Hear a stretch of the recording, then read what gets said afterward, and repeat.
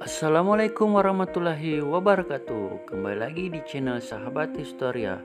Kali ini saya akan membahas soal-soal P3K dan UPPPG Guru Sejarah. Selamat menyaksikan.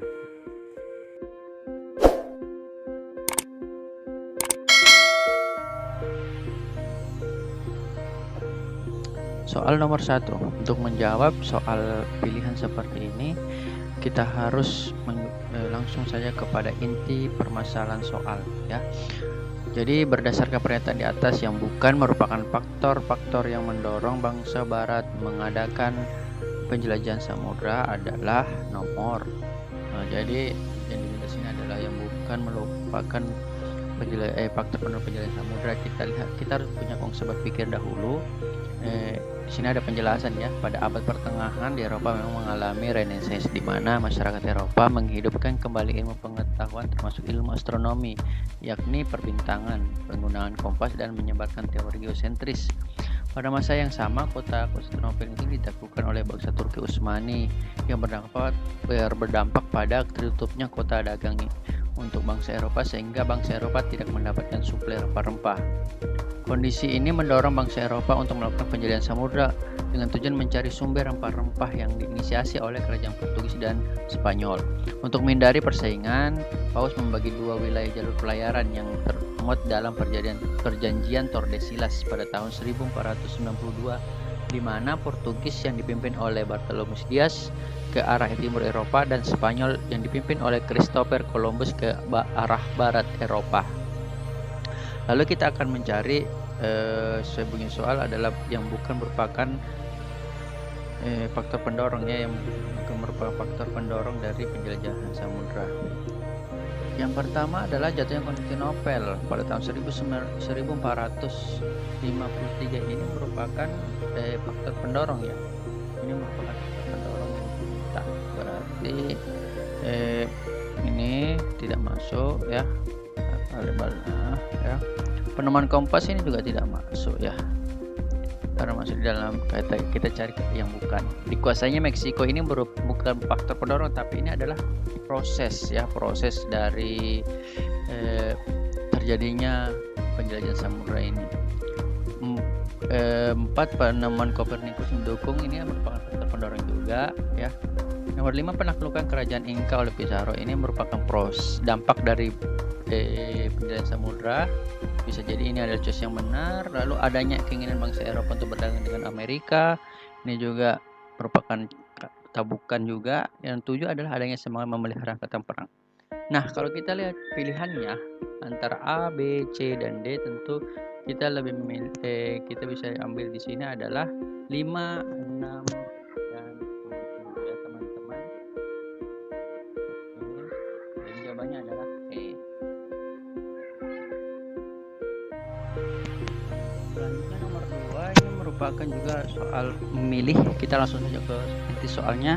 Tujuan bangsa Eropa menguasai Indonesia ditujukan pada nomor. Jadi di sini ada konsep berpikir, penjelasan dari masalah yang diangkat. Renaissance di Eropa tidak hanya menghidupkan kembali ilmu pengetahuan, namun juga menghidupkan ideologi merkantilisme. Ideologi ini yang mendasari Eropa gencar menyebarkan pengaruh kekuasaan, bukan hanya memupuk kekayaan namun juga memperluas kekuasaannya. Prinsip ini dikenal dengan nama 3G, yang menjadi spirit bangsa Eropa menerapkan praktik kolonialisme dan imperialisme termasuk di Indonesia.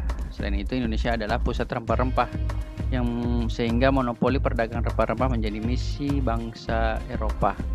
Jadi kita lihat ini tujuan dari bangsa Eropa di sini. Yang pertama, agar dapat menguasai perdagangan rempah-rempah langsung dari sumbernya. Ini betul. Lalu ingin menjalin kerjasama dengan Indonesia, ini tentu adalah salah, ya.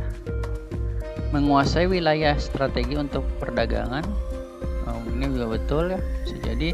4, mempelajari budaya Indonesia, itu salah, ya. 5, mengeruk sebanyak mungkin kekayaan sumber alam yang ada di suatu wilayah. Ini bisa berarti gold, ya. Ini bisa berarti gold. Jadi pilihan jawaban yang benar adalah 1, 3, dengan 5. Berarti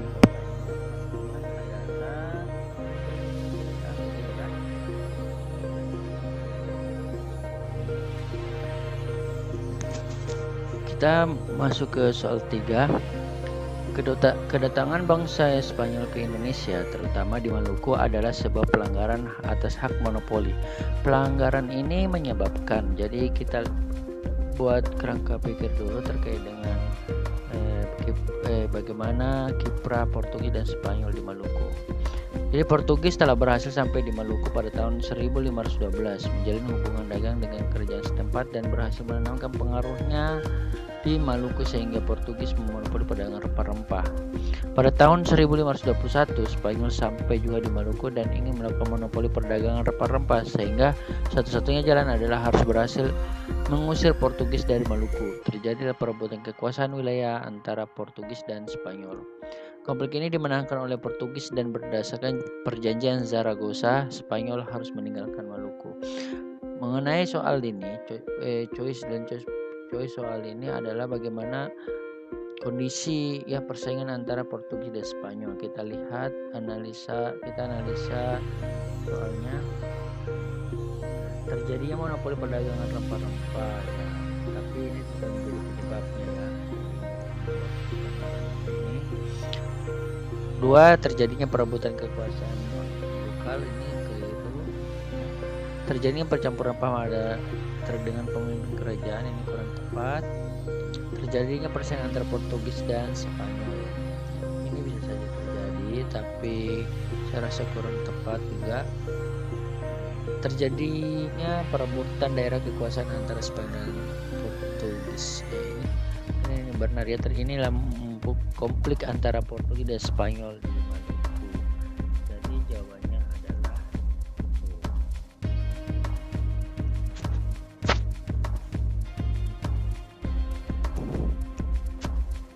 selanjutnya kita masuk di soal nomor 4. Kedatangan bangsa Belanda di Indonesia dipengaruhi oleh penjelajahan samudra bangsa Portugis. Karena jadi kita akan menganalisa bagaimana kondisi Eropa yang kemudian dibawakan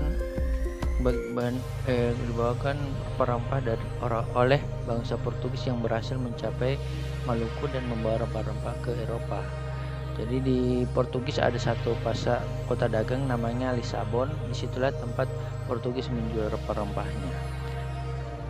Jadi di Lisabon ini Belanda tidak boleh masuk ke Lisabon, sehingga Belanda harus keluar dan mencari pusat rempah-rempah sendiri. Ada seorang tokoh namanya Cornelis de Houtman, merupakan pelaut Belanda yang berhasil mendarat di Banten pada tahun 1596 melalui jalur yang telah dilalui oleh pelaut Portugis.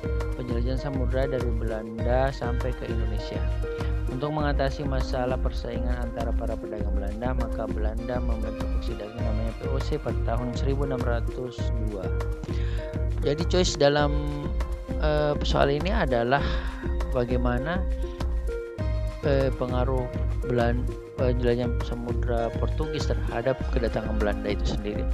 Kita lihat yang pertama, persaingan perdagangan antara pedagang lokal dengan pedagang bangsa Portugis membuat bangsa Inggris bergerak dan mengambil alih perdagangan. Ini kurang tepat. Ketangguhan pelaut-pelaut Portugis dalam menjelajah samudra menjadi acuan penjelajahan samudra bangsa Belanda untuk tiba di Indonesia. Ini kurang tepat ya. Rempah-rempah yang dibawa oleh Portugis membuat bangsa Belanda berusaha mencari daerah penghasil rempah-rempah melalui jalur pelayaran perdagangan yang dilakukan oleh bangsa Portugis. Ini yang saya bahas tadi, bahwa pasar dagang Portugis yaitu Lisabon ini ditutup bagi bangsa Belanda, sehingga bangsa Belanda harus keluar dan melakukan penjelajahan samudra untuk menemukan pusat rempah-rempah. Nah, untuk mencari jalur tersebut, Belanda mengikuti jalur pelayaran yang telah dilakukan oleh pelaut Portugis. Ini kemungkinan bisa benar ya. Kita lihat dulu D. Kedatangan bangsa Portugis di Ternate untuk membela kerajaan Ternate membuat bangsa Inggris datang ke Nusantara untuk membantu kerajaan Tidore yang melawan kerajaan Ternate. Ini kurang tepat ya, teman-teman. Persaingan antara pedagang Portugis dari Nusantara membuktikan bahwa rempah-rempah menjadi komoditi utama di Eropa, sehingga bangsa Inggris ingin memonopoli perdagangan rempah-rempah. Ini tidak ada hubungan dengan Belanda. Oke, jadi yang paling tepat itu adalah jawabannya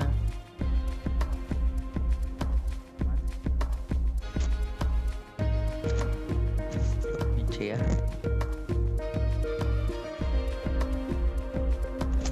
Baik, kita lanjut di nomor 5. Pemerintah Belanda memberikan hak istimewa VOC yang meliputi hak sebagai berikut kecuali. Jadi yang bukan merupakan hak istimewa yang diberikan VOC. Anekdot status VOC adalah negara di dalam negara karena memiliki hak otroy atau hak istimewa. Hak otroy yang dimiliki oleh VOC diberikan oleh Kerajaan Belanda meliputi hak memiliki tentara, hak mencetak mata uang, hak menyatakan perang dan membuat perjanjian. 4. Hak mengangkat pegawai.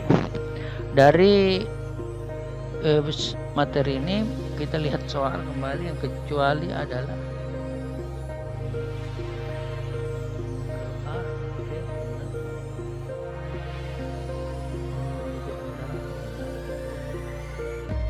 mendirikan negara resmi negara yang dulu menyatakan perang dengan kebetulan dan damai. Oke, benar, mengangkat dan jadi yang bukan yang kecuali di sini adalah C.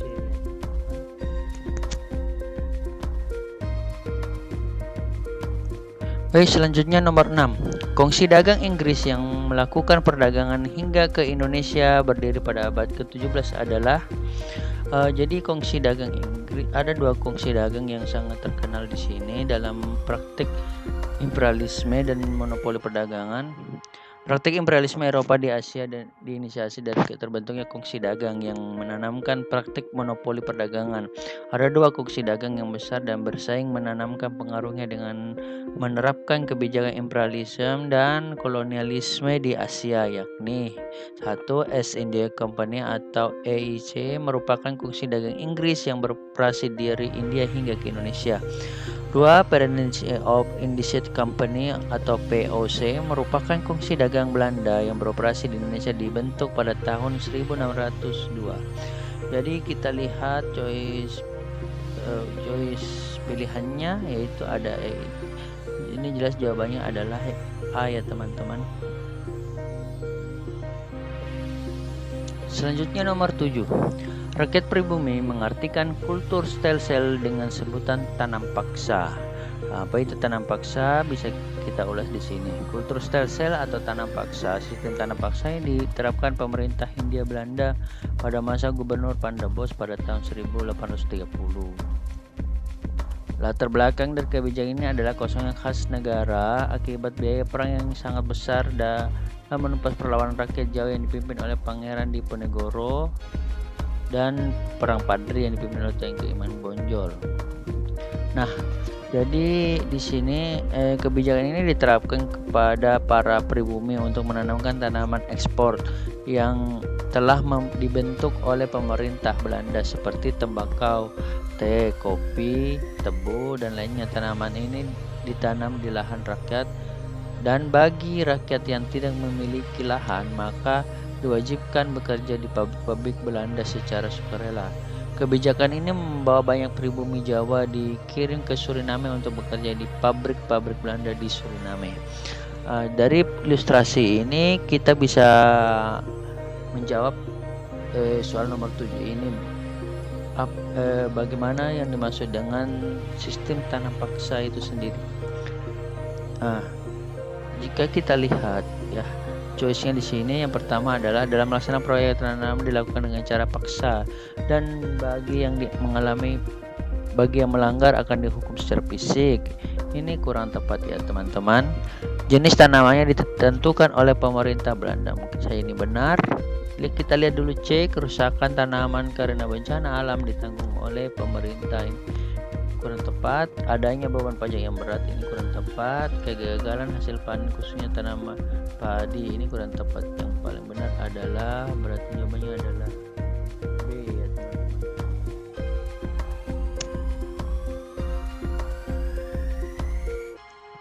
Selanjutnya nomor 8. Dampak negatif pelaksanaan tanam paksa di Indonesia ditunjukkan pada nomor ya. Jadi dampak negatif dalam pelaksanaan tanam paksa. 1. Kemiskinan serta penderitaan fisik dan mental yang berkepanjangan. Ini bisa berarti benar ya. Beban pajak yang berat, pertanian khusus padi yang mengalami banyak kegagalan. Dampak dampak negatifnya teman-teman. Pertanian khususnya padi banyak mengalami gagal panen ya, karena banyaknya tanaman yang heterogen. Rakyat mengenal tanaman dagang, mungkin ini bisa dijadikan sebagai dampak positif ya teman-teman ya. Rakyat mengenal teknik tanaman, mungkin ini juga bisa dampak positif. Jadi kita lihat dampak negatif yang paling tepat adalah 1, 2, dan 3. Jadi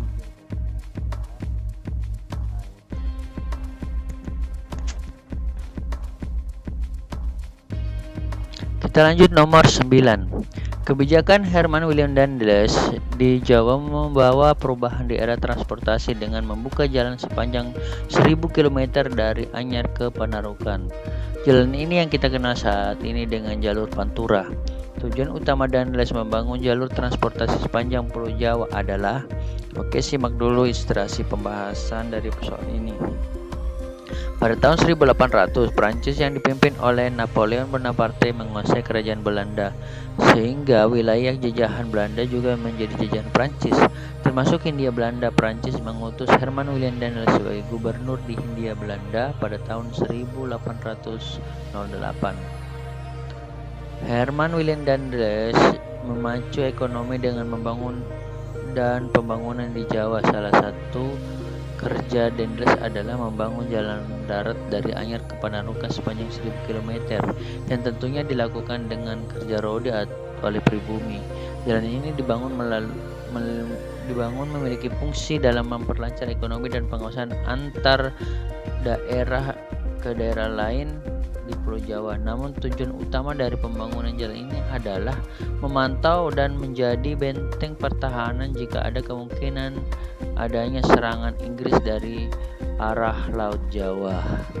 Nah, dilihat dari choice-nya di sini bahwa yang tujuan utama Daendels membangun jalan ini adalah memudahkan pengangkutan hasil pertanian rakyat sehingga menguntungkan pemerintah. Ini mungkin bisa jadi benar ya, tapi ini bukan tujuan utamanya. Kita lihat tujuan utamanya di sini adalah tujuan utama di sini adalah untuk pembangunan jalan ini adalah memantau dan menjadikan benteng pertahanan jika ada kemungkinan serangan Inggris di luar Jawa. Dari antara ABC yang paling tepat di sini adalah E ya teman-teman.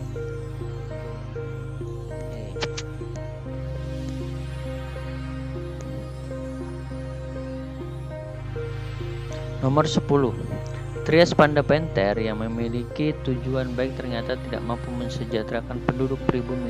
Hal ini karena kita lihat bagaimana Trias Pandapenter itu sendiri. Trias Pandapenter dikenal dengan nama politik etis yang terdiri dari 3, yakni edukasi, irigasi, dan transmigrasi. Kebijakan ini berimplikasi langsung kepada rakyat, namun di dalam kebijakan ada tujuan laten pemerintah Belanda, di mana pemerintah tetap menginginkan keuntungan dan kekuasaan dengan jangkauan lebih depan nantinya.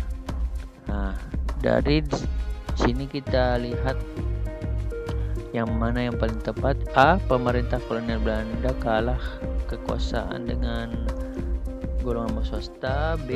Hanya golongan swasta dan Belanda. Kurang tepat merupakan kebijakan pura-pura, bisa jadi benar. Tapi kurang tepat ini ditentang oleh rakyat, ini tidak tepat ya. Jadi yang paling tepat di sini adalah E ya. Jadi kebijakan ini dimanipulasi oleh golongan liberal Belanda yang mengatasnamakan politik balas budi. Namun pada kenyataannya 3 program ini ingin menguntungkan pemerintah Belanda sendiri, di mana jika edukasi ini para rakyat pribumi ketika sudah sekolah mereka akan dijadikan sebagai buruh ya. sebagai pekerja-pekerja di pabrik Belanda. Irigasi di sini adalah meningkatkan, salah satunya adalah berupaya meningkatkan hasil pertanian. Kita tahu bahwa ketika pertanian meningkat, maka otomatis pajak bumi dan ekonomi juga akan meningkat, dan tentunya akan menguntungkan bagi negara juga. 3 adalah transmigrasi, di mana orang pribumi Jawa dikirim ke daerah luar, ya, di luar Pulau Jawa seperti Kalimantan dan Sulawesi, dan ditempatkan di daerah-daerah konflik ini untuk mengamankan daerah-daerah yang rawan dengan konflik.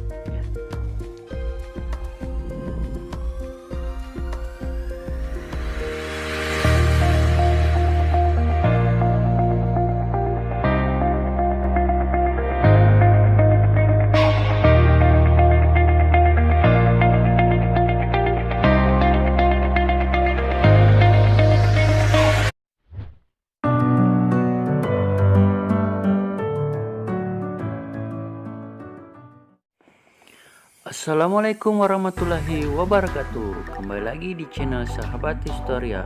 Kali ini saya akan membahas soal P3K dan UPPPG Guru Sejarah. Selamat menyaksikan.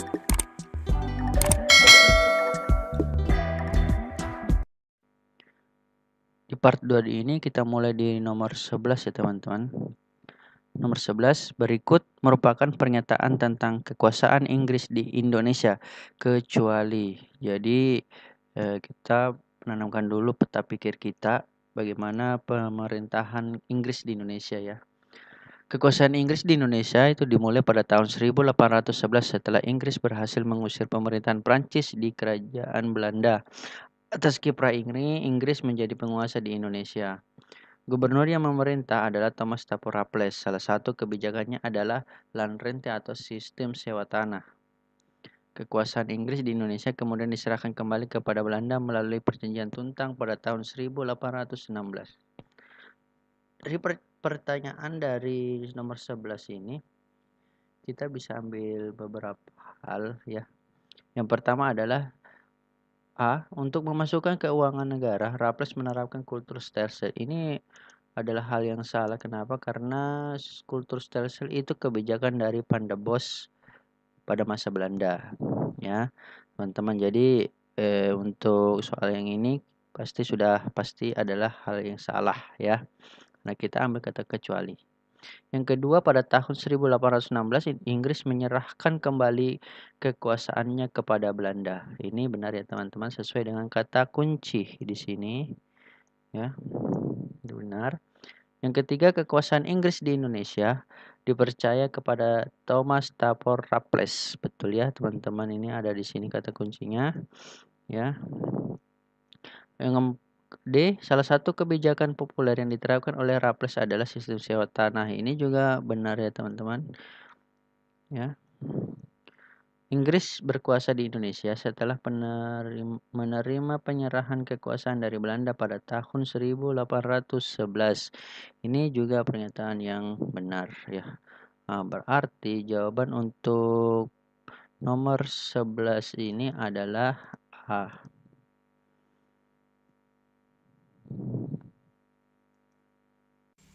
Soal nomor 12. Pada tahun 1526 dan 1527, Kesultanan Demak menyerang Portugis di Sunda Kelapa yang saat itu dikuasai oleh kerajaan Pajajaran yang bercorak Hindu-Buddha. Faktor sosial budaya yang ikut melatar belakangi serangan Kesultanan Demak ke Sunda Kelapa adalah A. Adanya kekhawatiran ekspansi Portugis ke wilayah kekuasaan Demak. B. Kebijakan monopoli perdagangan oleh Portugis di tanah Jawa. C. Adanya rencana Portugis membangun benteng di Sunda Kelapa. D. Adanya hubungan kerjasama Portugis dan Pajajaran. E. Adanya kekhawatiran penyebaran agama Kristen oleh Portugis melalui Selat Sunda. Jadi untuk melihat materi ini kita punya peta pikir dulu. Sunda Kelapa atau Jakarta saat ini merupakan salah satu pelabuhan yang sangat potensial. Setelah Portugis menguasai Malaka pada tahun 1511, Portugis ingin menguasai Sunda Kelapa. Di Malaka, Portugis sempat mendapatkan serangan dari kerajaan Demak. Ini kemudian menjadi ancaman bagi Portugis untuk menguasai Sunda Kelapa. Untuk itu, Portugis menjalin hubungan kerjasama dengan Pajajaran. Serangan yang dilakukan oleh kerajaan Demak ini kemudian dilancarkan walaupun Portugis dibantu oleh kerajaan Pajajaran, apalagi pada saat itu misi menyebarkan ajaran agama Islam melekat pada kerajaan Demak. Kerajaan Demak mengutus Fathahillah dan berhasil menaklukkan Portugis dan Pajajaran dan menguasai Sunda Kelapa yang kemudian namanya diganti menjadi Jayakarta.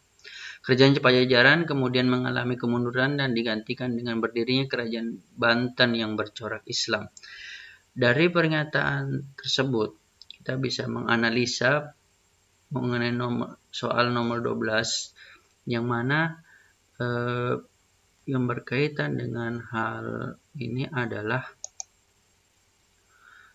ini merupakan betul tapi kurang tepat ya, berkaitan dengan penyerang Kesultanan Demak ke Sunda Kelapa. Kebijakan monopoli perdagangan Portugis ini mungkin terlalu jauh ya, karena Portugis baru datang ke Sunda Kelapa. C. Adanya rencana Portugis membangun benteng Sunda Kelapa, ini masih kurang tepat ya. D. Adanya hubungan kerjasama antara Portugis dan Kerajaan Pajajaran. Perlu diketahui bahwa hubungan atau konflik yang memang sudah terjadi antara Demak dengan Pajajaran ya. Hal ini berkaitan dengan perluasan wilayah. Lihat dulu choice yang E. Adanya kekhawatiran penyebaran agama Kristen oleh Portugis melalui Selat Sunda. Ini saya rasa kurang tepat ya. Jadi yang paling benar di sini adalah jawabannya adalah D ya, teman-teman. Selanjutnya nomor 13. Strategi divide et impera merupakan strategi politik POC dalam memecah belah kekuasaan kerajaan-kerajaan di Nusantara. Salah satu dampak dari taktik ini adalah pecahnya kekuasaan Mataram hingga Mataram bisa diintervensi oleh POC dalam Perjanjian Salatiga pada tahun 1757, di mana kekuasaan Mataram dipecah, yakni A. Kesultanan Yogyakarta dan Kesultanan Surakarta, B. Kesultanan Yogyakarta dan Pakualaman, C. Kesultanan Surakarta dan Mangkunegara, D. Kesultanan Yogyakarta, Kesultanan Surakarta dan Mangkunegara, E. Kesultanan Yogyakarta, Kesultanan Surakarta, Mangkunegara dan Pakualaman. Perlu diketahui bahwa Mataram ini salah satu kerajaan terbesar di Jawa ya, setelah kemunduran Demak dan Banten. Mataram menjadi puncak kejayaan dan ini menjadi konflik dengan POC. Pada masa Sultan Agung Haryo Adikusumo beberapa kali melakukan penyerangan POC di Batavia. Nah, pasca perlawanan rakyat yang dikobarkan oleh Sultan Agung ini, Mataram dapat dikuasai dan disetir oleh POC. Dan akhirnya Mataram diintervensi secara total oleh POC dengan menempatkan putra mahkota sebagai pemangku kekuasaan. Perjanjian Giyanti pada tanggal 13 Februari 1755, Kesultanan Mataram dibagi menjadi dua kerajaan, yakni Kesultanan Yogyakarta dan Kesultanan Surakarta. Perjanjian Salatiga pada tahun 1727, Kesultanan dibagi menjadi tiga, yakni Kesultanan Yogyakarta, Kesultanan Surakarta, dan Mangkunegara.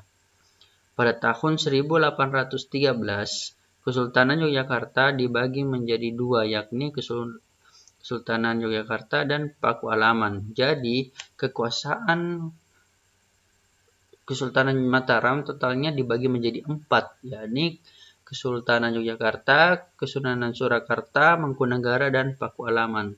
Namun dalam soal yang ditanyakan adalah masalah Perjanjian Salatiga ya. Perjanjian Salatiga. Jadi Perjanjian Salatiga ini ada di sini ya, yakni dibagi menjadi 3 bagian, yaitu Kesultanan Yogyakarta, Kesultanan Surakarta, dan Mangkunegara. Kalau kita lihat choice-nya berarti jawabannya adalah D ya, teman-teman.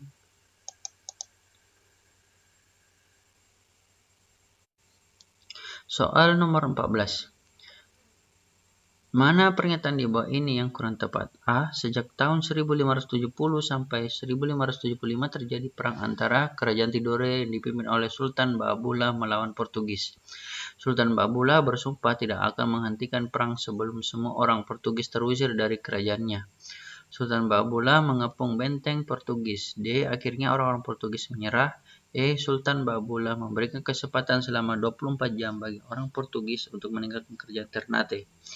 Untuk menjawab ini kita harus punya peta pikir dulu terkait dengan perlawanan rakyat Sultan Ba'abullah.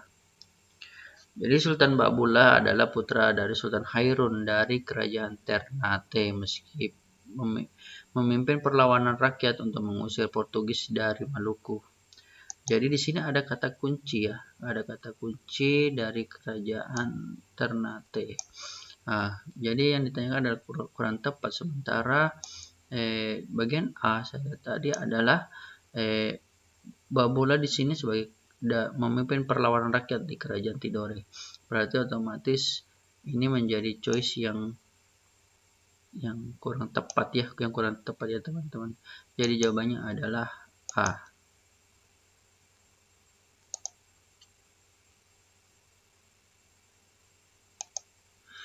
Selanjutnya soal 15. Demak menyerang Portugis di Malaka karena kepentingan Demak terganggu. Hal ini disebabkan A. Portugis membawa semboyan 3G.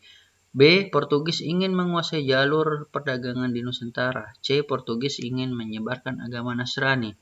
D. Portugis memonopoli perdagangan. E. Portugis musuh Turki Utsmani sementara Demak bersahabat dengan kesultanan itu. Jadi penyerangan kerajaan Demak kepada Portugis yang telah menguasai Malaka pada tahun 1511 dipimpin oleh Patiunus. Kekuasaan Portugis membawa arah buruk bagi perdagangan di Nusantara. Perdagangan di Selat Malaka dimonopoli oleh Portugis yang sangat merugikan ekonomi perdagangan di wilayah Nusantara, termasuk kerajaan Demak. Nah, jadi kita cari di sini kata kuncinya adalah bahwa Portugis melakukan praktik monopoli ya. Monopoli. Jadi kita lihat di sini yang berkaitan dengan praktik monopoli adalah bagian D. Jadi jawabannya adalah D.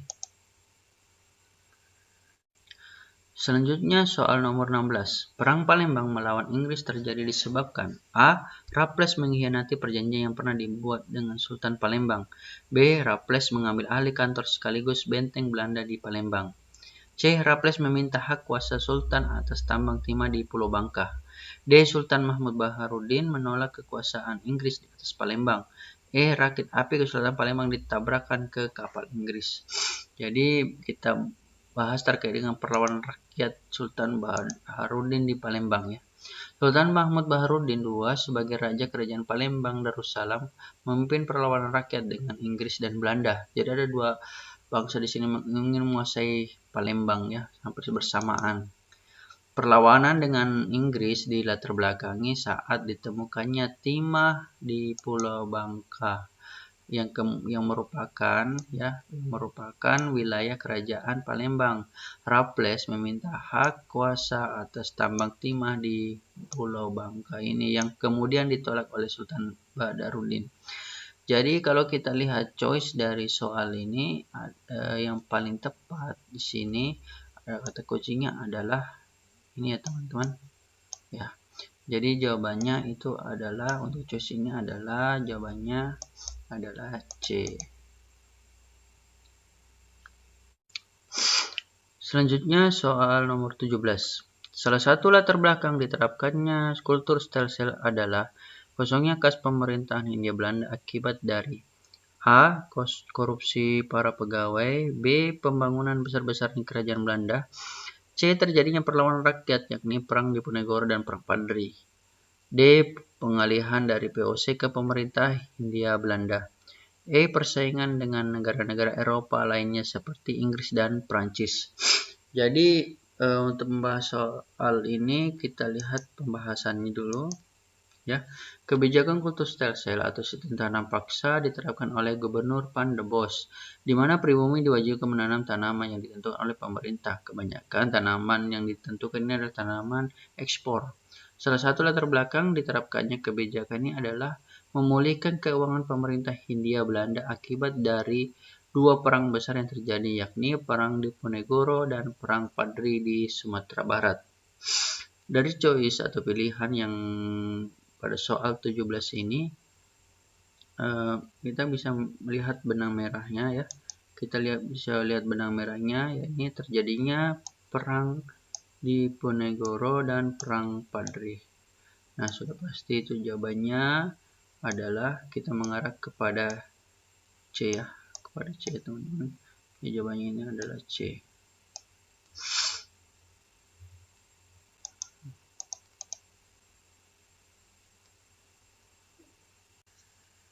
Selanjutnya nomor 18. Salah satu kebijakan politik etis adalah edukasi, dengan memberikan pendidikan kepada anak bangsawan pribumi. Namun kebijakan ini ternyata menjadi bumerang bagi eksistensinya pemerintah Hindia Belanda di Indonesia. Hal ini terjadi karena A. Munculnya industri-industri lokal oleh kaum terpelajar. B. Para bangsawan tidak patuh lagi kepada pemerintah Hindia Belanda.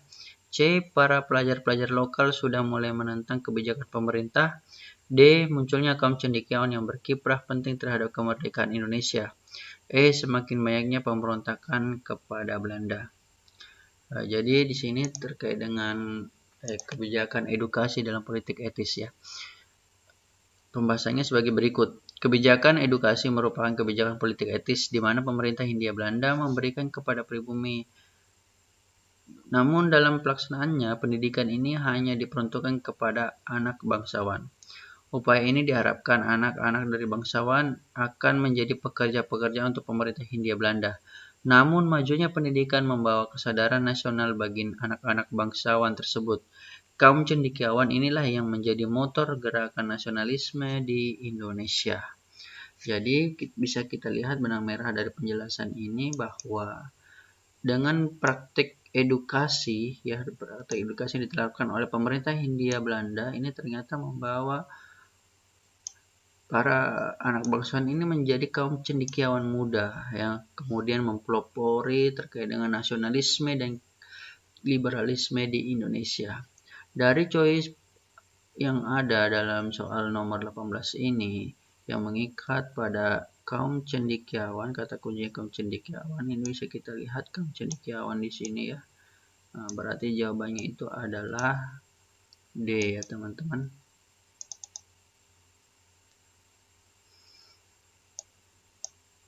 Selanjutnya soal nomor 19. Faktor dari luar Indonesia yang ikut melatar belakangi lahirnya pergerakan nasional adalah A. Pembentukan Pan-Nederland yang berakibat timbulnya perasaan senasib dan sepenanggungan. B. Penggunaan bahasa Melayu sebagai lingua franca sejak masa kerajaan kuno Indonesia. C. Politik drainage Belanda yang cenderung menyerap seluruh kekayaan bangsa Indonesia. D. Tumbuhnya gerakan-gerakan nasionalisme di Turki, Cina, dan India. E. Kemenangan sekutu dalam Perang Dunia Pertama. Penjelasan dari materi kali ini adalah faktor eksternal nasionalisme di Indonesia, yakni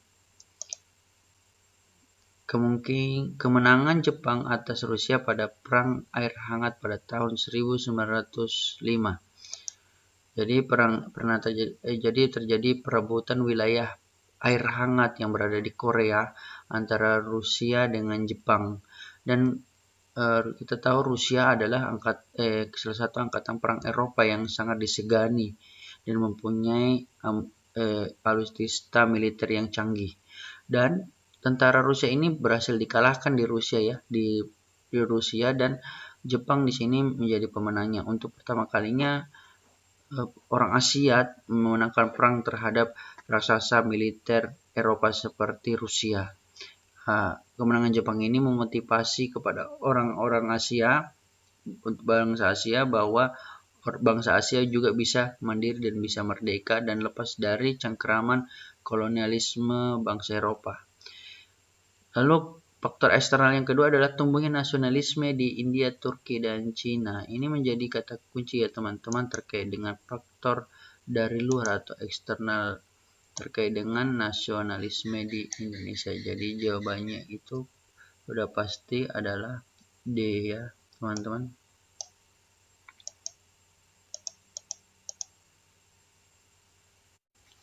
Soal nomor 20.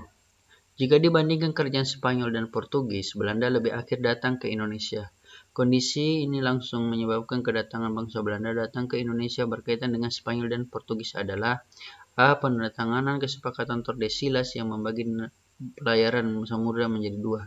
B. Penandatanganan kesepakatan Saragossa yang menjadi landasan perjanjian antara Spanyol dan Portugis.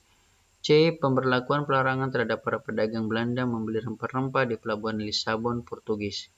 D. Pemberlakuan terhadap para pedagang Belanda membeli rempah-rempah di pelabuhan Cartagena, Spanyol. E. Terbentuknya koalisi kerajaan Spanyol dengan Portugis melalui perkawinan anggota keluarga kerajaan. Untuk membahas materi ini, silakan simak pernyataan berikut. Pernyataan A, B, maupun E adalah penyebab tidak langsung, sedangkan pernyataan D tidak pernah ada. Jadi memang pemberlakuan pelarangan terhadap para pedagang Belanda membeli rempah-rempah di pelabuhan Lisabon, Portugal menyebabkan berlangsungnya para pedagang Belanda untuk langsung melakukan penjelajahan samudra. Kondisi inilah yang menyebabkan Belanda mengambil langkah melakukan penjelajahan samudra dan menemukan pusat rempah-rempah secara langsung. Jalur yang dilalui adalah jalur pelayaran Portugis, sehingga akhirnya pelaut Belanda bernama Cornelis de Houtman mendarat di Belanda pada tahun 1596. Jadi kalau kita lihat benang merahnya, pernyataan yang benar di sini adalah pelarangan Belanda membeli rempah-rempah di pelabuhan Lisabon. Ini sudah pasti jawabannya. Yang paling tepat itu adalah bagian C ya, bagi teman-teman. Namun bisa kita lihat berkaitan dengan pembahasan. Ya, pembahasannya teman-teman. Bagian A ini berkaitan dengan perjanjian Tordesillas. Tentu kalau kita berbicara perjanjian Tordesillas itu adalah sebuah perjanjian Spanyol dengan Portugis saat memulai penjelajahan samudra. Ya, penjelajahan samudra di mana Portugis berlayar ke arah timur dan Spanyol berlayar ke arah barat Eropa. Lalu perjanjian Saragossa itu sendiri adalah sebuah perjanjian ketika terjadi konflik antara Spanyol dan Portugis di Maluku. Ya. Jadi dua tipe ini bukan merupakan sebuah identifikasi terkait dengan penyebab Belanda sampai ke wilayah Nusantara ya. Nah, yang paling tepat di sini tentu adalah bagian C ya. Dengan kondisi ya, kita lihat kata kunci ya, pelabuhan Lisabon di sini ya, C. Lalu bagaimana dengan D? Ini tidak pernah terjadi ya.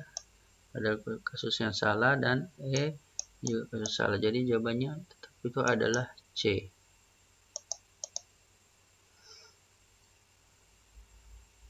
Baiklah teman-teman, cukup sekian dari saya pembahasan untuk part 2 ini. Kita ketemu lagi di kesempatan selanjutnya dengan membahas tema yang berbeda dari saat ini. Sekian dan terima kasih. Salam sukses.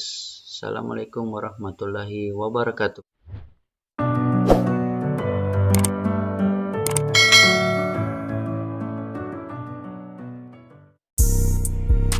Assalamualaikum warahmatullahi wabarakatuh. Kembali lagi di channel Sahabat Historia. Kali ini saya akan membahas soal-soal P3K dan UPPPG Guru Sejarah. Selamat menyaksikan.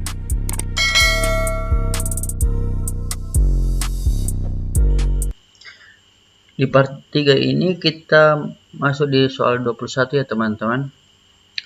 Pemerintahan berhasil memadamkan pemberontakan PKI di Madiun tahun 1948 melalui.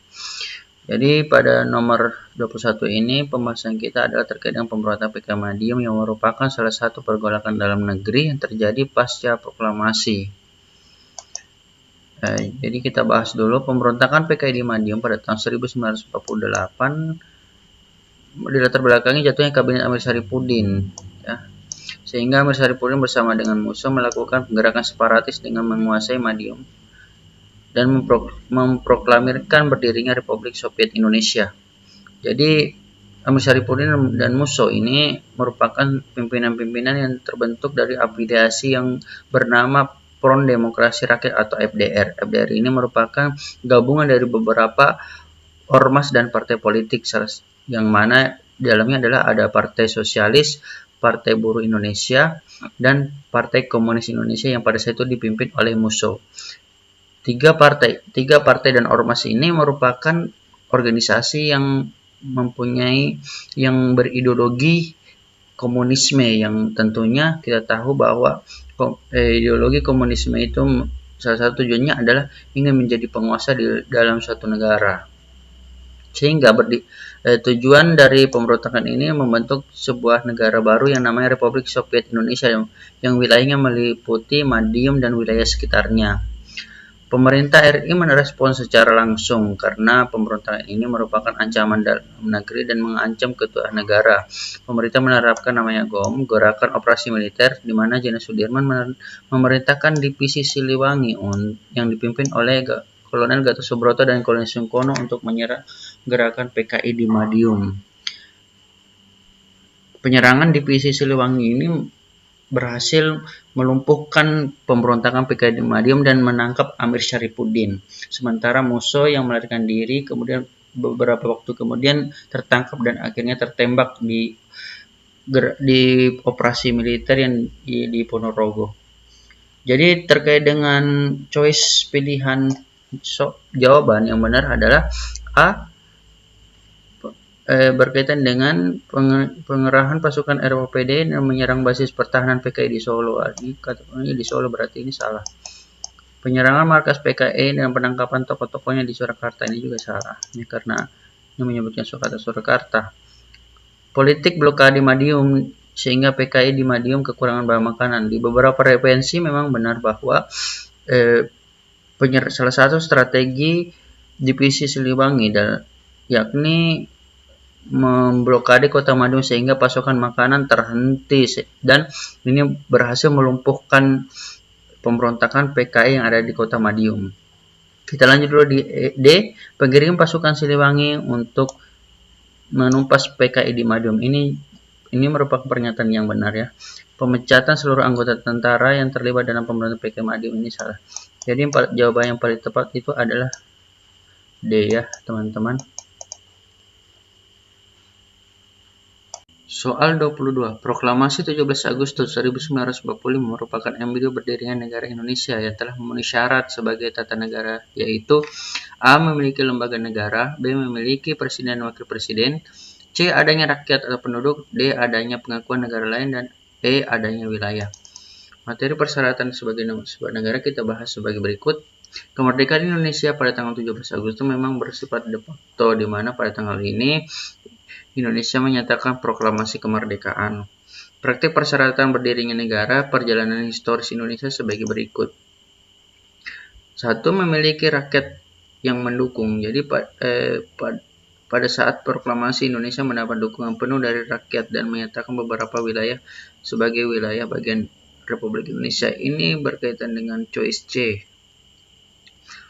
Selanjutnya adalah yang kedua, adanya pemerintahan. Pemerintahan terbentuk pada tanggal 18 Agustus 1945 dalam rapat PPKI pertama dibentuk dengan terpilihnya presiden dan wakil presiden yaitu Soekarno dan Muhammad Hatta dengan sistem aklamasi atas usulan Otto Iskandar Dinata. Ini berkaitan dengan poin B. Selanjutnya adalah adanya wilayah.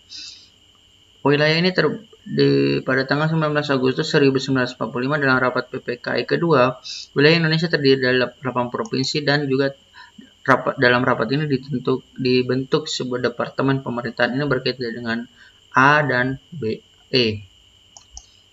Selanjutnya yang keempat adalah pengakuan kedaulatan. Indonesia dalam bentuk Republik Indonesia Serikat mendapatkan kedaulatan secara de jure dari Kerajaan Belanda pada tanggal 27 Desember 1949. Ini berdasarkan Konvensi Meja Bundar yang dilakukan pada bulan Oktober 1949. Terus ini berkaitan dengan bagian D. Jadi teman-teman dalam menjawab soal ini yang perlu kita lihat adalah bagaimana embrio sebagai sebuah syarat negara yang pertama kali dimiliki oleh bangsa kita. Ya ini ada terkait bagian C, karena bagian A ini lembaga terbentuk pada tanggal 19 Agustus, ini terbentuk pada 18 Agustus, ini pengakuan ini lebih lama ya, bulan Desember tahun 1949. Lalu wilayah ini berkaitan dengan pada tanggal 19 Agustus. Jadi yang paling benar adalah C.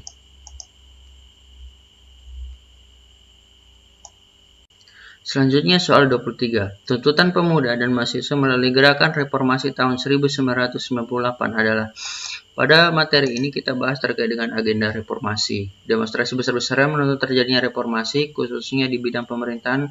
Misi tuntutan rakyat ini dikenal dengan nama agenda reformasi. Ini ada 6 tuntutan atau agenda reformasi. Yang pertama, turunkan dan adili Soeharto dan kroni-kroninya. Yang kedua, amandemen Undang-Undang Dasar 1945. 3. Hapus dui fungsi ABRI. 4. Otonomi daerah seluas-luasnya. Yang kelima, supremasi hukum. Dan keenam, pemerintahan yang bersih dari korupsi, kolusi, nepotisme. Kita lihat choice-nya. Yang pertama, turunkan Presiden Soeharto dan turunkan harga BBM, selamatkan moral bangsa, dan bubarnya Partai Golkar. Dalam choice ini ada hal yang kurang tepat, yakni di mana pembubaran Partai Golkar. Ya, kita lihat pembubaran Partai Golkar ini tidak terlaksana, berarti bukanlah agenda reformasi. B. Pemisahan Tentara Nasional Indonesia dan Kepolisian, ini berkaitan dengan dui fungsi ABRI ya. Ini berkaitan dengan fungsi ABRI. Fungsi ABRI turunkan Presiden Soeharto, ini berkaitan di sini, lalu turunkan harga kebutuhan pokok. Oke. Ini kurang tepat ya. Kita nanti dulu. C. Turunkan harga, hapuskan dui fungsi ABRI, kembalikan ke Undang-Undang Dasar 45 dan bubarkan Partai Golkar. Ini ada kata kunci di sini, kembalikan ke Undang-Undang 45, berarti ini adalah salah. Yang kedua, hapus dui fungsi ABRI. Oke. Turunkan Presiden Soeharto dan bubarkan partai politik semasa Orde Baru. Partai politik ini berubah, pernyataan yang salah.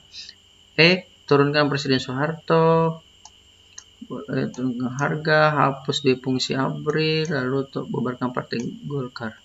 Ini juga pernyataan yang salah, berarti jawabannya yang paling benar adalah B.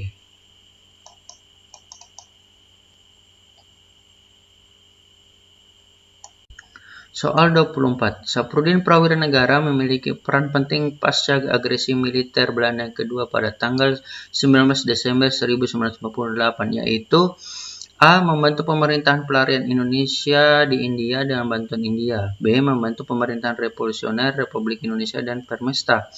C. Pembentukan pemerintahan darurat Republik Indonesia di Bukit Tinggi, Sumatera Barat. D. Pembentukan pemerintahan pelarian yang berdaulat di Bukit Tinggi, Sumatera Barat. E. Menggantikan Soekarno sebagai pejabat presiden yang memiliki otoritas penuh. Pada materi ini terkait dengan PDRI, Pemerintahan Darurat Republik Indonesia ya. Belanda melancarkan agresi militer yang kedua pada tanggal 19 Desember 1948 dengan menyerang ibu kota Yogyakarta. Situasi Jogja semakin genting dan berhasil menguasai istana negara di kota Jogja.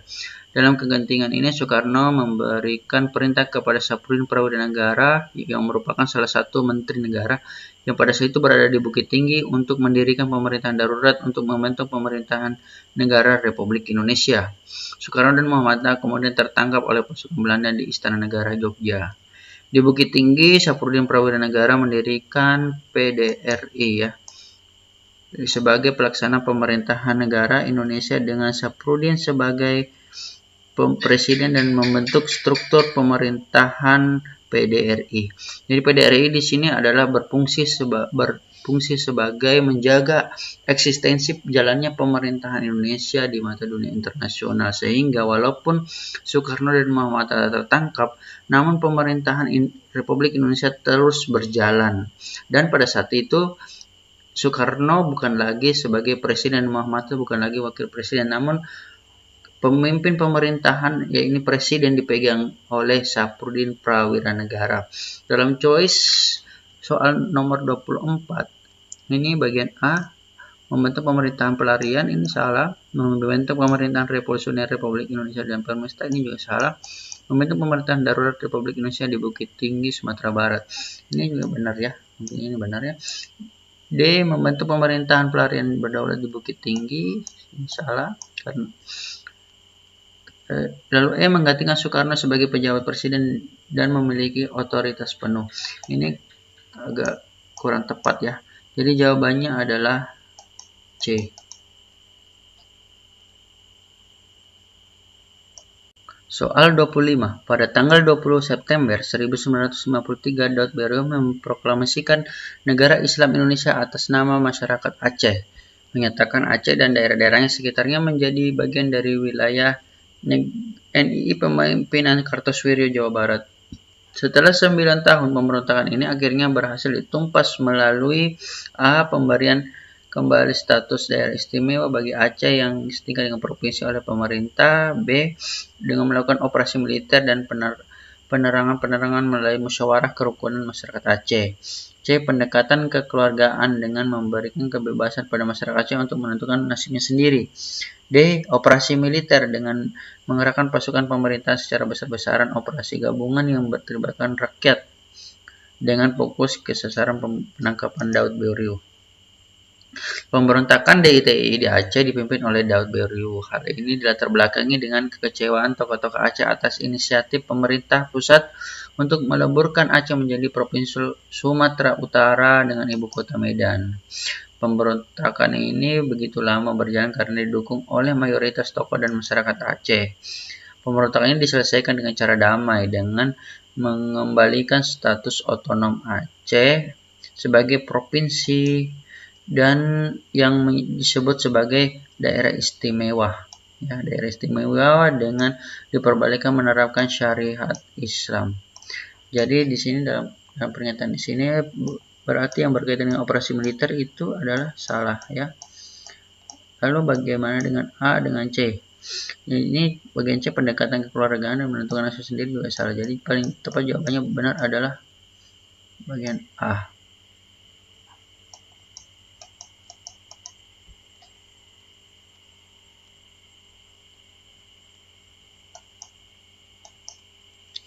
Soal 26. Dengan kajian terhadap peralatan manusia purba di Indonesia, Von-Haen-Gulden menarik sebuah kesimpulan bahwa A. Persebaran manusia purba berasal dari Asia dan Asia Timur. B. Asal-usul nenek moyang bangsa Indonesia berasal dari Asia Tengah. C. Soal 26. Dengan kajian terhadap peralatan manusia purba di Indonesia, Von-Haen-Gulden menarik sebuah kesimpulan bahwa persebaran manusia purba berasal dari Afrika dan Asia Timur. Asal-usul nenek moyang bangsa Indonesia berasal dari Asia Tengah. Persebaran nenek moyang bangsa Indonesia bermigrasi dari Afrika. Terjadi arus migrasi manusia di Indonesia berasal dari Yunan, Cina Selatan. B. Asal-usul nenek moyang bangsa Indonesia berasal dari Austranesia.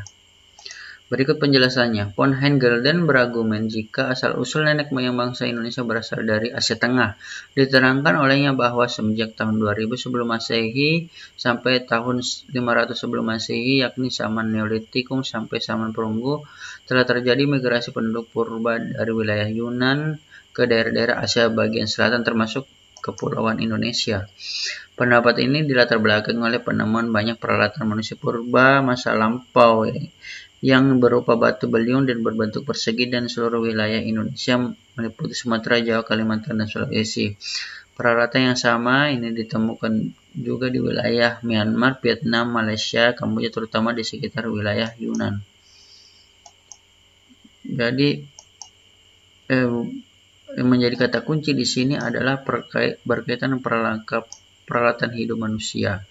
Peralatan hidup manusia di sini yang paling menjurus dari penjelasannya adalah berkaitan dengan ini ya, penemuan wilayah peralatan yang sama di wilayah Kamboja, terutama di wilayah selatan dan Yunan. Kalau bagian A ini jelas salah. Lalu bagian B ini sudah ada kemungkinan kurang tepat ya, karena kita fokus pada terhadap peralatan manusia yang ditemukan. Persebaran nenek moyang bangsa yang bermigrasi dari Afrika itu salah ya. Ini bisa jadi ini adalah pernyataan yang benar. Asal-usul nenek moyang bangsa Indonesia berasal dari Austranesia. Ini salah. Jadi jawabannya adalah D.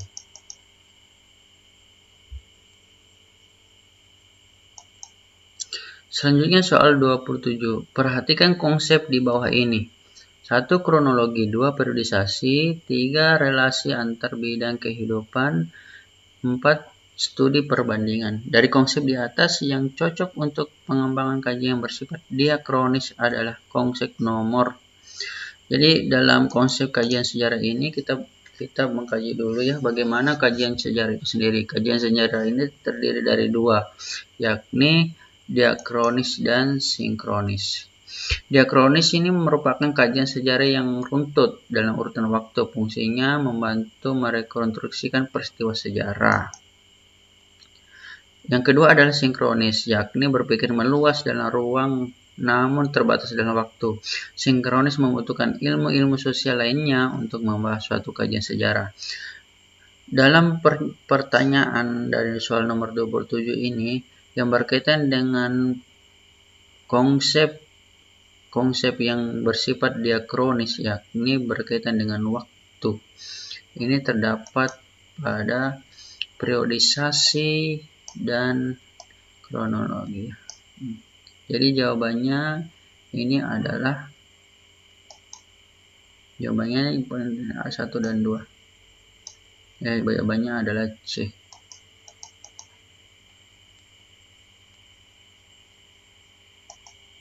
Selanjutnya soal 28.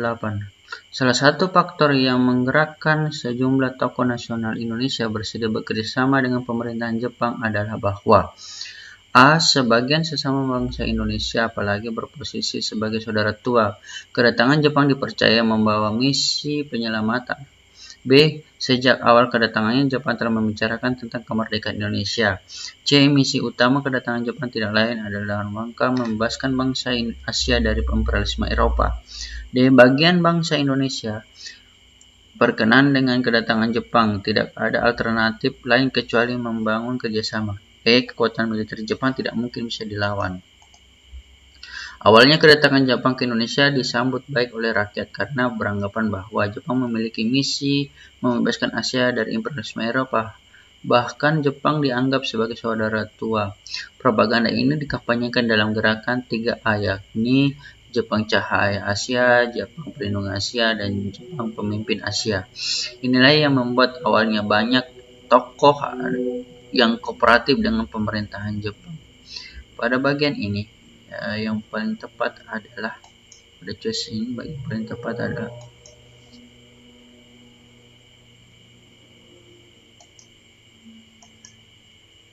sebagian sesama bangsa Indonesia apalagi ini mungkin ada benarnya ya. Jadi ini adalah jawaban yang tepat. Sejak awal kedatangan Jepang telah membicarakan tentang kemerdekaan Indonesia. Jadi kemerdekaan Indonesia dibahas oleh Jepang ketika Jepang banyak mengalami kekalahan di Perang Asia Pasifik.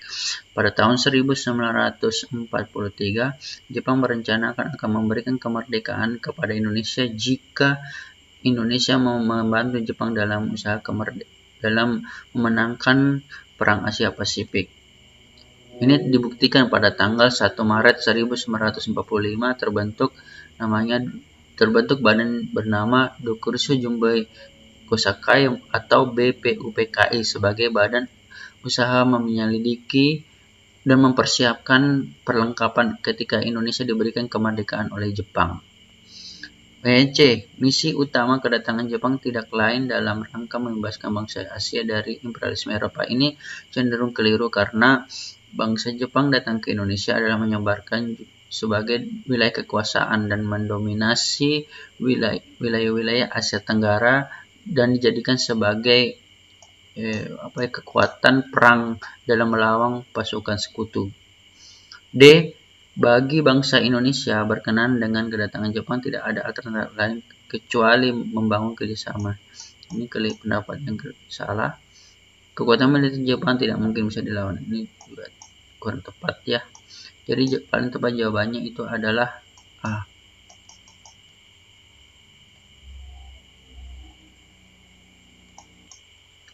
Selanjutnya soal 29. PPKI mengambil keputusan membentuk Badan Keamanan Rakyat atau BKR pada tanggal 22 Agustus 1945 yang dengan tugas utamanya yaitu A. Usaha mempersiapkan berdirinya Tentara Kebangsaan Republik Indonesia. B. Sebagai penjaga keamanan di tingkat pusat di Komando KNIP. C. Menangkal aksi-aksi pasukan sekutu dan Belanda yang mengancam kedaulatan. D. Badan penjaga keamanan di daerah-daerah di bawah koordinasi Komite Nasional Indonesia setempat. Badan setingkat tentara untuk menjaga keamanan Republik yang baru berdiri. Penjelasannya sebagai berikut. BKR dibentuk pada tanggal 22 Agustus 1945 dalam sidang PPKI dengan tugas menjaga keamanan dan menjamin ketertiban umum. Badan ini merupakan badan pertama yang dibentuk pasca proklamasi. Pemerintahan tidak membentuk tentara saat itu dengan alasan untuk menghindari bentrokan dengan tentara Jepang, sehingga untuk masalah keamanan maka anggota PPKI memutuskan membentuk badan yang bergerak di bidang keamanan yang dikenal dengan nama Badan Keamanan Rakyat atau BKR.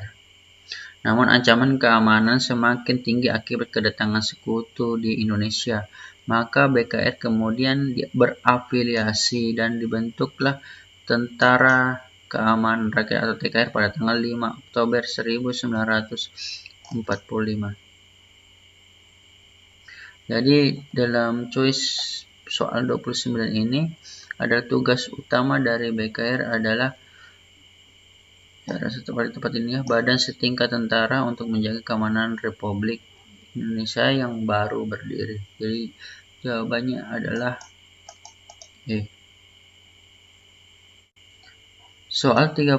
Tujuan diadakannya Konferensi Asia Afrika tahun 1955 jika dikaitkan dengan situasi dunia dengan adanya organisasi Pakta Warsawa dan NATO adalah A. Kenangan kejayaan masa lampau dari berbagai negara wilayah Asia. B. Memperbesar peranan bangsa Asia dan Afrika dalam mengusahakan perdamaian dunia. C. Memberantas diskriminasi ras dan kolonialisme di dunia. D. Memajukan kerjasama bangsa-bangsa Asia dalam bidang sosial, ekonomi, perdagangan, dan kebudayaan. Pasca Perang Dunia II, muncul dua kekuatan besar, yakni Amerika Serikat dan Rusia. Rusia dan negara tetangganya berafiliasi menjadi USSR atau Uni Soviet. Persaingan antara Amerika Serikat, yakni Blok Barat, dan Uni Soviet, Blok Timur, dalam pertahanan militer terbentuk NATO dan Pakta Warsawa. Dua organisasi militer ini tentu menjadi pion dalam usaha konfrontasi dan perluasan pengaruh Asia masing-masing blok di dunia internasional. Ancaman inilah yang mendasari terbentuk sebuah perkumpulan komunitas negara-negara Asia dan Afrika. Konferensi Asia Afrika dibentuk sebagai kekhawatiran akan terjadi konflik internasional sehingga negara-negara Asia dan Afrika menjalin hubungan sebagai sesama negara bekas jajahan bangsa Barat. Diinisiasi oleh 5 tokoh pemimpin negara, yakni Ali Sastramidjojo dari Indonesia, Jawaharlal Nehru dari India, Sir John Kotelawala dari Sri Lanka, Muhammad Ali dari Pakistan, dan UNO dari Burma. Dalam penjelasan ini, dalam choice pada soal nomor 30, yakni berkaitan dengan, kita harus lihat kata kuncinya di sini adalah Pakta Warsawa dan NATO. Jadi kita lihat bahwa Pakta Warsawa itu adalah merupakan organisasi militer, ya. Jadi kita lihat choice A, kenangan kejayaan masa lampau, ini salah ya. Bukan ini, memperbesar peran bangsa Indonesia dalam mengusahakan perdamaian dunia. Nah, ini bisa jadi benar. Kita lihat choice C, pemberantasan diskriminasi ras, ini salah. Memajukan kerjasama bangsa di Asia dalam bidang sosial, ekonomi, perdagangan, dan kebudayaan. Ini memang benar, tapi berkaitan dengan tujuan ekonomi, ya, bukan tujuan dalam bidang militer. Jadi yang paling tepat adalah bagian B.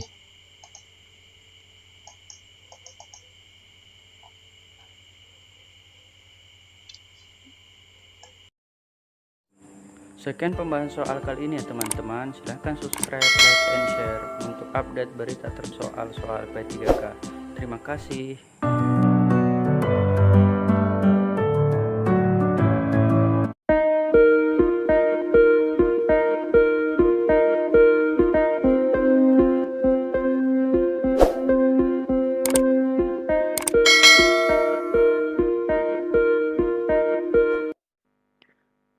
Di part 2 ini kita mulai di nomor 11 ya teman-teman.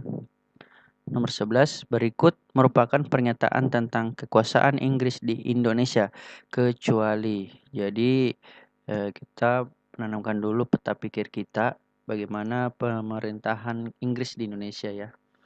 Kekuasaan Inggris di Indonesia itu dimulai pada tahun 1811 setelah Inggris berhasil mengusir pemerintahan Prancis di Kerajaan Belanda.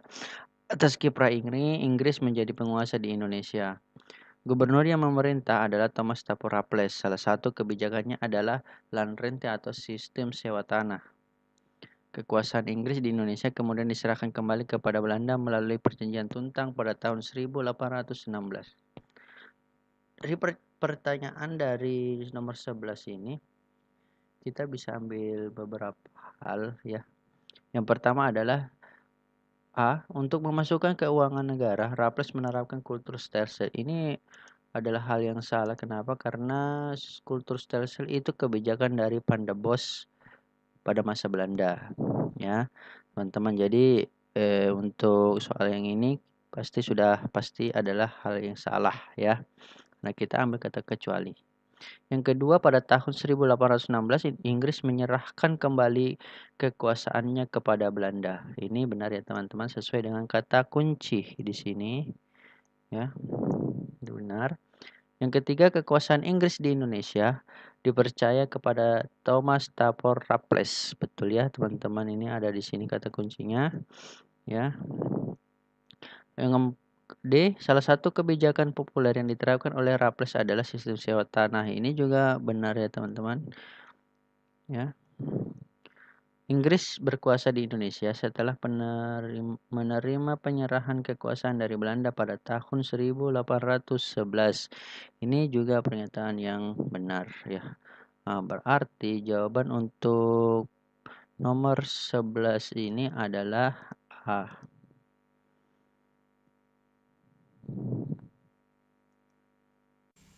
Soal nomor 12. Pada tahun 1526 dan 1527, Kesultanan Demak menyerang Portugis di Sunda Kelapa yang saat itu dikuasai oleh kerajaan Pajajaran yang bercorak Hindu-Buddha. Faktor sosial budaya yang ikut melatar belakangi serangan Kesultanan Demak ke Sunda Kelapa adalah A. Adanya kekhawatiran ekspansi Portugis ke wilayah kekuasaan Demak. B. Kebijakan monopoli perdagangan oleh Portugis di Tanah Jawa. C. Adanya rencana Portugis membangun benteng di Sunda Kelapa. D. Adanya hubungan kerjasama Portugis dan Pajajaran. E. Adanya kekhawatiran penyebaran agama Kristen oleh Portugis melalui Selat Sunda. Jadi untuk melihat materi ini kita punya peta pikir dulu. Sunda Kelapa atau Jakarta saat ini merupakan salah satu pelabuhan yang sangat potensial. Setelah Portugis menguasai Malaka pada tahun 1511, Portugis ingin menguasai Sunda Kelapa. Di Malaka, Portugis sempat mendapatkan serangan dari kerajaan Demak. Ini kemudian menjadi ancaman bagi Portugis untuk menguasai Sunda Kelapa. Untuk itu, Portugis menjalin hubungan kerjasama dengan Pajajaran. Serangan yang dilakukan oleh kerajaan Demak ini kemudian dilancarkan walaupun Portugis dibantu oleh kerajaan Pajajaran, apalagi pada saat itu misi menyebarkan ajaran agama Islam melekat pada kerajaan Demak. Kerajaan Demak mengutus Fathahillah dan berhasil menaklukkan Portugis dan Pajajaran dan menguasai Sunda Kelapa yang kemudian namanya diganti menjadi Jayakarta. Kerajaan Pajajaran kemudian mengalami kemunduran dan digantikan dengan berdirinya Kerajaan Banten yang bercorak Islam. Dari pernyataan tersebut, kita bisa menganalisa mengenai soal nomor 12, yang mana yang berkaitan dengan hal ini adalah ini merupakan betul, tapi kurang tepat ya, berkaitan dengan penyerang Kesultanan Demak ke Sunda Kelapa. Kebijakan monopoli perdagangan Portugis ini mungkin terlalu jauh ya, karena Portugis baru datang ke Sunda Kelapa. C. Adanya rencana Portugis membangun benteng Sunda Kelapa. Ini masih kurang tepat ya. D. Adanya hubungan kerjasama antara Portugis dan kerajaan Pajajaran. Perlu diketahui bahwa hubungan atau konflik yang memang sudah terjadi antara Demak dengan Pajajaran ya. Hal ini berkaitan dengan perluasan wilayah. Lihat dulu choice yang E. Adanya kekhawatiran penyebaran agama Kristen oleh Portugis melalui Selat Sunda. Ini saya rasa kurang tepat ya. Jadi yang paling benar di sini adalah jawabannya adalah D ya, teman-teman. Selanjutnya nomor 13. Strategi divide et impera merupakan strategi politik VOC dalam memecah belah kekuasaan kerajaan-kerajaan di Nusantara. Salah satu dampak dari taktik ini adalah pecahnya kekuasaan Mataram hingga Mataram bisa diintervensi oleh VOC dalam perjanjian Salatiga pada tahun 1757, di mana kekuasaan Mataram dipecah, yakni A. Kesultanan Yogyakarta dan Kesultanan Surakarta, B. Kesultanan Yogyakarta dan Pakualaman, C. Kesultanan Surakarta dan Mangkunegara, D. Kesultanan Yogyakarta, Kesultanan Surakarta dan Mangkunegara, E. Kesultanan Yogyakarta, Kesultanan Surakarta, Mangkunegara dan Pakualaman. Perlu diketahui bahwa Mataram ini salah satu kerajaan terbesar di Jawa ya, setelah kemunduran Demak dan Banten. Mataram menjadi puncak kejayaan dan ini menjadi konflik dengan VOC.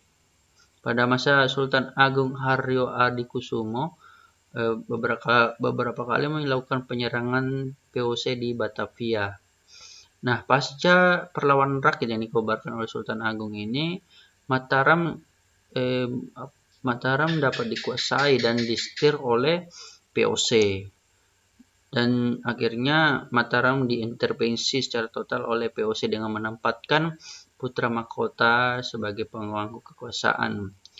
Perjanjian Giyanti pada tanggal 13 Februari 1755, Kesultanan Mataram dibagi menjadi dua kerajaan, yakni Kesultanan Yogyakarta dan Kesultanan Surakarta. Perjanjian Salatiga pada tahun 1727, Kesultanan dibagi menjadi tiga, yakni Kesultanan Yogyakarta, Kesultanan Surakarta, dan Mangkunegara. Pada tahun 1813, Kesultanan Yogyakarta dibagi menjadi dua, yakni Kesultanan Yogyakarta dan Pakualaman. Jadi, kekuasaan Kesultanan Mataram totalnya dibagi menjadi 4, yakni Kesultanan Yogyakarta, Kesultanan Surakarta, Mangkunegara, dan Pakualaman. Namun dalam soal yang ditanyakan adalah masalah Perjanjian Salatiga ya. Perjanjian Salatiga. Jadi Perjanjian Salatiga ini ada di sini ya, yakni dibagi menjadi 3 bagian, yaitu Kesultanan Yogyakarta, Kesultanan Surakarta, dan Mangkunegara. Kalau kita lihat choice-nya berarti jawabannya adalah D ya, teman-teman.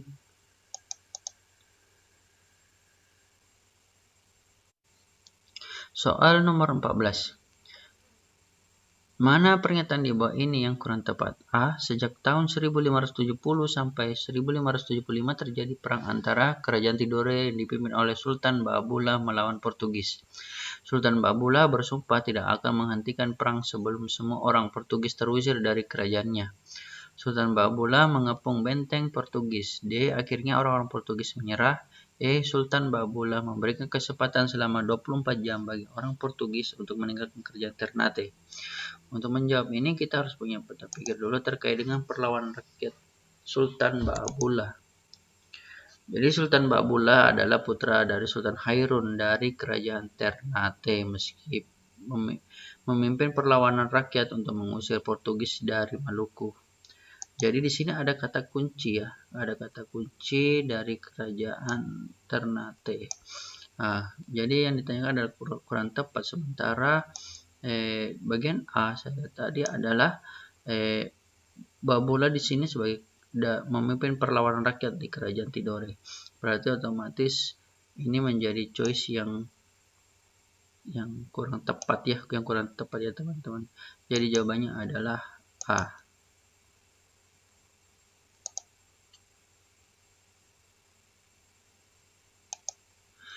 Selanjutnya soal 15. Demak menyerang Portugis di Malaka karena kepentingan Demak terganggu. Hal ini disebabkan A. Portugis membawa semboyan 3G. B. Portugis ingin menguasai jalur perdagangan di Nusantara. C. Portugis ingin menyebarkan agama Nasrani. D. Portugis memonopoli perdagangan. E. Portugis musuh Turki Utsmani sementara Demak bersahabat dengan kesultanan itu. Jadi penyerangan kerajaan Demak kepada Portugis yang telah menguasai Malaka pada tahun 1511 dipimpin oleh Patiunus. Kekuasaan Portugis membawa arah buruk bagi perdagangan di Nusantara. Perdagangan di Selat Malaka dimonopoli oleh Portugis yang sangat merugikan ekonomi perdagangan di wilayah Nusantara, termasuk Kerajaan Demak. Nah, jadi kita cari di sini kata kuncinya adalah bahwa Portugis melakukan praktik monopoli ya. Monopoli. Jadi kita lihat di sini yang berkaitan dengan praktik monopoli adalah bagian D. Jadi jawabannya adalah D. Selanjutnya soal nomor 16. Perang Palembang melawan Inggris terjadi disebabkan A. Raffles mengkhianati perjanjian yang pernah dibuat dengan Sultan Palembang. B. Raffles mengambil alih kantor sekaligus benteng Belanda di Palembang. C. Raffles meminta hak kuasa Sultan atas tambang timah di Pulau Bangka. D. Sultan Mahmud Baharudin menolak kekuasaan Inggris di atas Palembang. E. Rakit api Kesultanan Palembang ditabrakkan ke kapal Inggris. Jadi kita bahas terkait dengan perlawanan rakyat Sultan Baharudin di Palembang ya. Sultan Mahmud Baharudin II sebagai Raja Kerajaan Palembang Darussalam memimpin perlawanan rakyat dengan Inggris dan Belanda. Jadi ada dua bangsa di sini ingin menguasai Palembang ya, hampir bersamaan. Perlawanan dengan Inggris dilatar belakangi saat ditemukannya timah di Pulau Bangka yang merupakan wilayah kerajaan Palembang. Raffles meminta hak kuasa atas tambang timah di Pulau Bangka ini yang kemudian ditolak oleh Sultan Baharudin. Jadi kalau kita lihat choice dari soal ini yang paling tepat di sini kata kuncinya adalah ini ya teman-teman ya. Jadi jawabannya itu adalah untuk choice ini adalah jawabannya adalah C.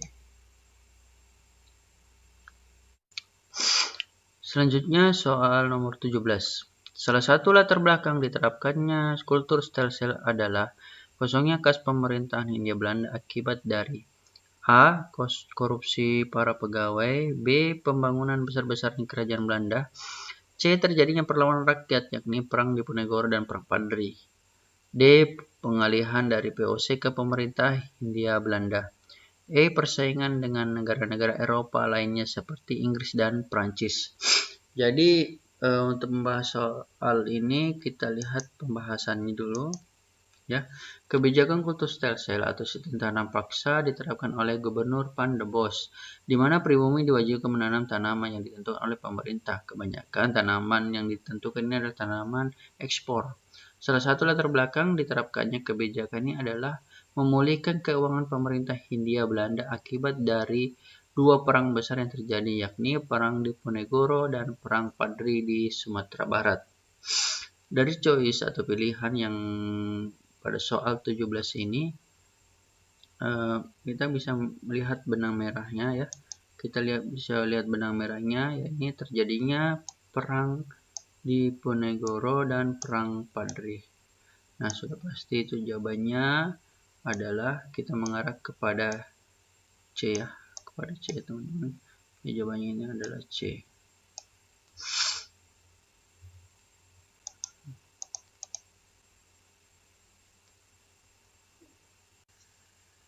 Selanjutnya nomor 18.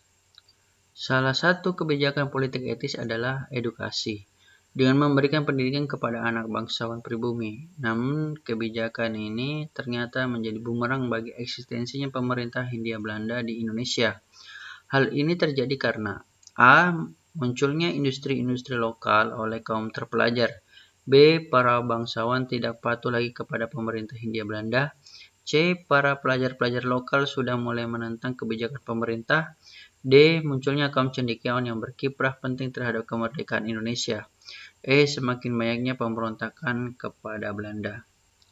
Jadi di sini terkait dengan kebijakan edukasi dalam politik etis ya. Pembahasannya sebagai berikut. Kebijakan edukasi merupakan kebijakan politik etis di mana pemerintah Hindia Belanda memberikan kepada pribumi. Namun dalam pelaksanaannya, pendidikan ini hanya diperuntukkan kepada anak bangsawan. Upaya ini diharapkan anak-anak dari bangsawan akan menjadi pekerja-pekerja untuk pemerintah Hindia Belanda. Namun majunya pendidikan membawa kesadaran nasional bagi anak-anak bangsawan tersebut. Kaum cendekiawan inilah yang menjadi motor gerakan nasionalisme di Indonesia. Jadi bisa kita lihat benang merah dari penjelasan ini bahwa dengan praktik edukasi yang diterapkan oleh pemerintah Hindia Belanda ini ternyata membawa para anak bangsawan ini menjadi kaum cendekiawan muda yang kemudian mempelopori terkait dengan nasionalisme dan liberalisme di Indonesia. Dari choice yang ada dalam soal nomor 18 ini yang mengikat pada kaum cendekiawan, kata kuncinya kaum cendekiawan, ini bisa kita lihat kaum cendekiawan di sini ya. Nah, berarti jawabannya itu adalah D ya teman-teman.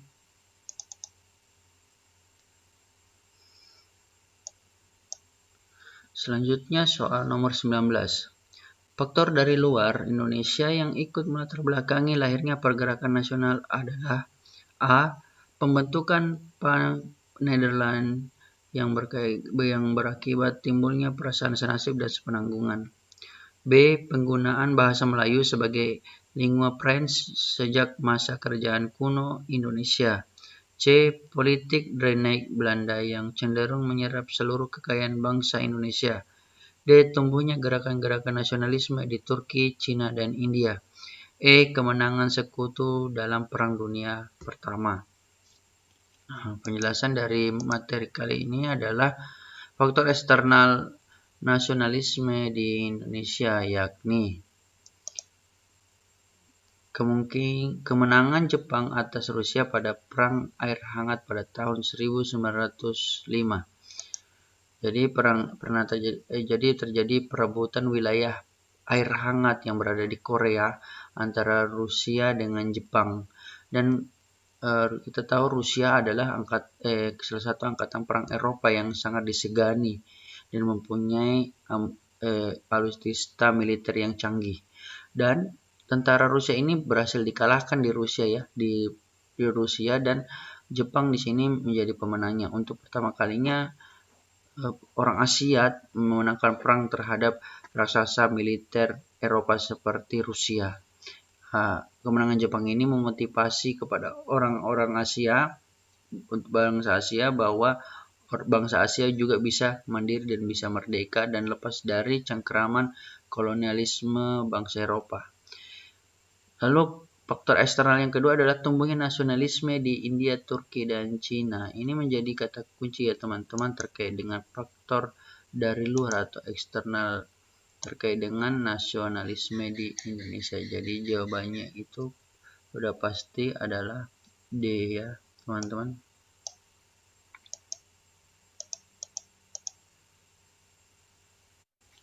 Soal nomor 20. Jika dibandingkan kerajaan Spanyol dan Portugis, Belanda lebih akhir datang ke Indonesia. Kondisi ini langsung menyebabkan kedatangan bangsa Belanda datang ke Indonesia berkaitan dengan Spanyol dan Portugis adalah A. Penandatanganan kesepakatan Tordesillas yang membagi pelayaran samudra menjadi dua. B. Penandatanganan kesepakatan Saragossa yang menjadi landasan perjanjian antara Spanyol dan Portugis. C. Pemberlakuan pelarangan terhadap para pedagang Belanda membeli rempah-rempah di pelabuhan Lisabon, Portugis. D. Pemberlakuan terhadap para pedagang Belanda membeli rempah-rempah di pelabuhan Cartagena, Spanyol. E. Terbentuknya koalisi kerajaan Spanyol dengan Portugis melalui perkawinan anggota keluarga kerajaan. Untuk membahas materi ini, silakan simak pernyataan berikut. Pernyataan A, B, maupun E adalah penyebab tidak langsung, sedangkan pernyataan D tidak pernah ada. Jadi memang pemberlakuan pelarangan terhadap para pedagang Belanda membeli rempah-rempah di pelabuhan Lisabon, Portugal menyebabkan berlangsungnya para pedagang Belanda untuk langsung melakukan penjelajahan samudra. Kondisi inilah yang menyebabkan Belanda mengambil langkah melakukan penjelajahan samudra dan menemukan pusat rempah-rempah secara langsung. Jalur yang dilalui adalah jalur pelayaran Portugis, sehingga akhirnya pelaut Belanda bernama Cornelis de Houtman mendarat di Belanda pada tahun 1596. Jadi kalau kita lihat benang merahnya, pernyataan yang benar di sini adalah pelarangan Belanda membeli rempah-rempah di pelabuhan Lisabon. Ini sudah pasti jawabannya. Yang paling tepat itu adalah bagian C ya, bagian C teman-teman. Namun bisa kita lihat berkaitan dengan pembahasan, ya, pembahasannya teman-teman. Bagian A ini berkaitan dengan perjanjian Tordesillas. Tentu kalau kita berbicara perjanjian Tordesillas itu adalah sebuah perjanjian Spanyol dengan Portugis saat memulai penjelajahan samudra. Ya, penjelajahan samudra di mana Portugis berlayar ke arah timur dan Spanyol berlayar ke arah barat Eropa. Lalu perjanjian Zaragoza itu sendiri adalah sebuah perjanjian ketika terjadi konflik antara Spanyol dan Portugis di Maluku ya. Jadi dua tipe ini bukan merupakan sebuah identifikasi terkait dengan penyebab Belanda sampai ke wilayah Nusantara ya. Nah, yang paling tepat di sini tentu adalah bagian C ya. Dengan kondisi ya, kita lihat kata kunci ya, pelabuhan Lisabon di sini ya, C. Lalu bagaimana dengan D? Ini tidak pernah terjadi ya. Ada kasus yang salah dan E juga kasus salah. Jadi jawabannya tetap itu adalah C.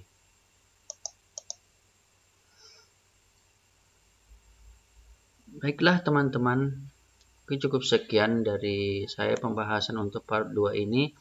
Kita ketemu lagi di kesempatan selanjutnya dengan membahas tema yang berbeda dari saat ini. Sekian dan terima kasih.